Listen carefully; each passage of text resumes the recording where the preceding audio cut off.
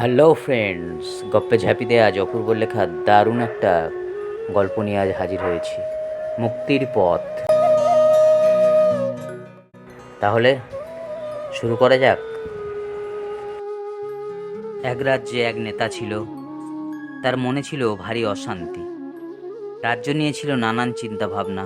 বিশেষ করে ভালো নেতার ভালো গুণ তো থাকবেই। রাজ্যের জনগণের নিয়ে ছিল তার দারুণ মাথা ব্যথা, যার কারণে রাতে বেচারার ঘুম হতো না। খুব চিন্তিত দেখাতো সব সময়। অনেক বড় বড় মনোবিদ দেখিয়েও ফল শূন্য।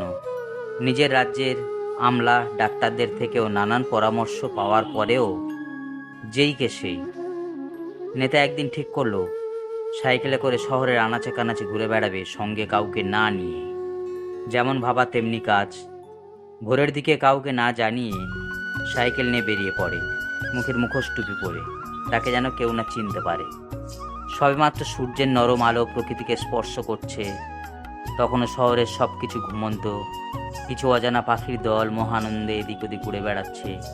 গাছগাছালিরা তখন সবেমাত্র সোনালি আলোয় মেখে প্রস্তুত হচ্ছে সারাদিনের আঘাতের জন্য। প্রকৃতির এমন মোহময়ী রূপে নেতা মনে মনে ভারী আনন্দ পেল। মনে মনে ভাবল, তবে কি প্রকৃতির মাঝে লুকিয়ে আছে মানসিক যন্ত্রণার ওষুধ? প্রথম দিনের আনন্দ আরও দীর্ঘায়িত করার জন্য নেতা প্রত্যেক দিন বেরোতে লাগলো। সারাদিন বেশ ভালো কাটে, অনেক যেন মানসিক শান্তি পায়। একদিন সাইকেলটা নিয়ে একটু বেশি দূরে চলে যায়। অনেকটা সাইকেল চালানোর পর এক ফকির বাবাকে দেখতে পেল। এক গাছতলায় চুপচাপ বসে আছে। নেতাও সাইকেলটা একটু দূরে রেখে ফকিরের পাশে গিয়ে চুপ করে বসে রইল।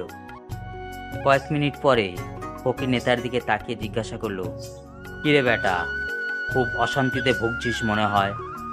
নেতা আশ্চর্য হয়ে জিজ্ঞাসা করলো, হ্যাঁ হ্যাঁ, কিন্তু আপনি কি করে বুঝলেন? ফকির বললেন, মানে আমরা সবই বুঝি। নেতা জিজ্ঞাসা করলো, সব সব বোঝেন? হ্যাঁ। তাহলে বলুন তো, আমি কে? আমি তোকে চিনি, তুই এ রাজ্যের হত্যাকর্তা। নেতা মুখের মুখোশ খুলে তার পায়ে লুটিয়ে পড়ে। তারপর বলে, আমার মনে যে অশান্তির আগুন, এটা আমি কিভাবে নেভাবো, আমাকে বলে দিন। ধৈর্য ধর বৎস, ধৈর্য। সময় সব কিছুই ভুলিয়ে দেবে, সময় সব কিছুই জানিয়ে দেবে। শুধু অপেক্ষা আর অপেক্ষা। অপেক্ষাই হলো মুক্তির পথ।